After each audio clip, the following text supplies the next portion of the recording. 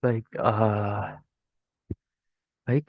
Sekarang saya akan mempresentasikan tentang ujian saya untuk mata kuliah kecerdasan komputasional.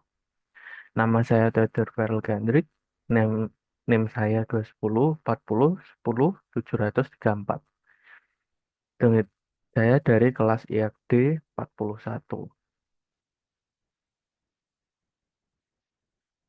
Baik, di sini saya akan mempresentasikan tentang optimasi swarm partikel atau PSO, termasuk teori, algoritma, dan aplikasinya. Sedikit latar belakang, optimasi adalah komponen kunci dalam berbagai disiplin ilmu, mulai dari rekayasa hingga ekonomi, yang bertujuan untuk menemukan solusi terbaik. PSO pertama kali diperkenalkan oleh Eberhard dan Kennedy tahun 1995 sebagai algoritma optimasi yang terinspirasi dari perilaku sosial hewan, khususnya pola pergerakan kawanan burung dan ikan. Salah satu pendekatan yang menonjol adalah implementasi paralel dari PSO menggunakan platform komputasi seperti CUDA. Kemudian, selain peningkatan kinerja melalui paralelisasi, penelitian lain juga berfokus pada pengembangan varian PSO yang lebih adaptif dan efisien. Misalnya, algoritma Artificial Multi-Swarm Particle Swarm Optimization atau AMSO yang memperkenalkan konsep eksplorasi dan eksploitasi yang lebih terstruktur melalui pembagian populasi menjadi beberapa subswarm. Pendekatan ini bertujuan untuk meningkatkan akurasi dan efisiensi PSO dalam menemukan solusi optimal. Lalu definisi dan sejarah dari PSO, Particle Swarm Optimization atau PSO adalah algoritma optimasi berbasis populasi yang terinspirasi dari perilaku kolektif organisme di dalam mencari sumber makanan seperti kawanan burung atau ikan. Diperkenalkan, ini sudah ya tadi,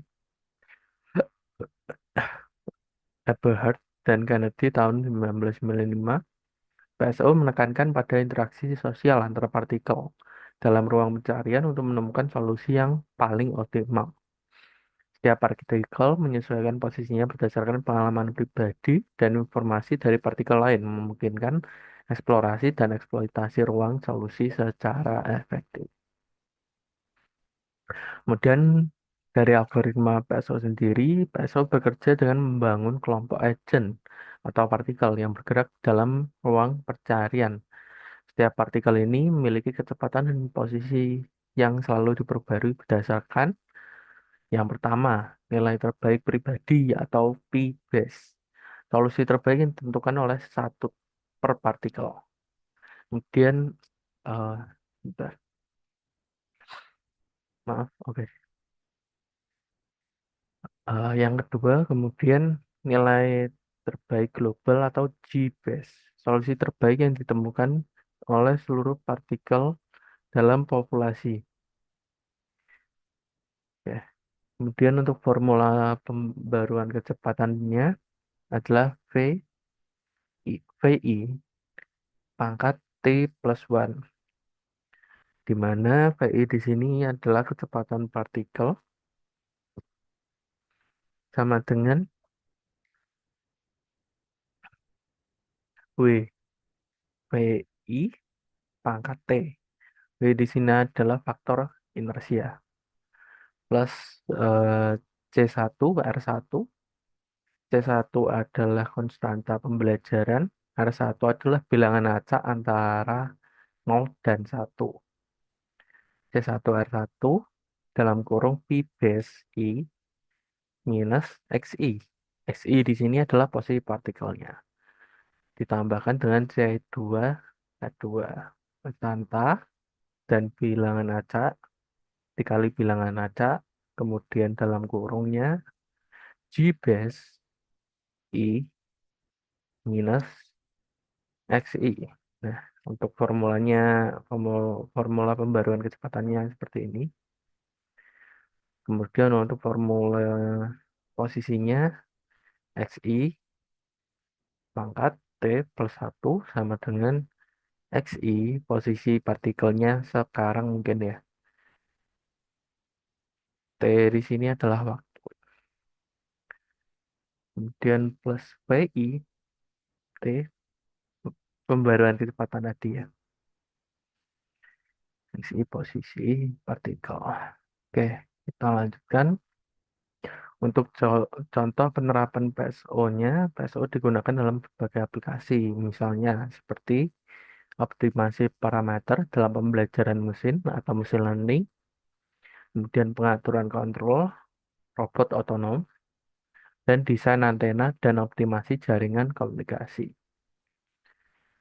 Untuk berikutnya kesimpulan, PSO yang pertama, PSO adalah metode optimasi efektif dan fleksibel dalam berbagai aplikasi di berbagai bidang seperti teknik, ekonomi, dan kecerdasan buatan.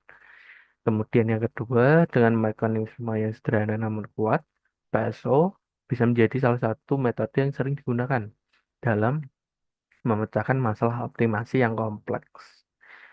Kemudian yang ketiga, implementasi paralel seperti kuda telah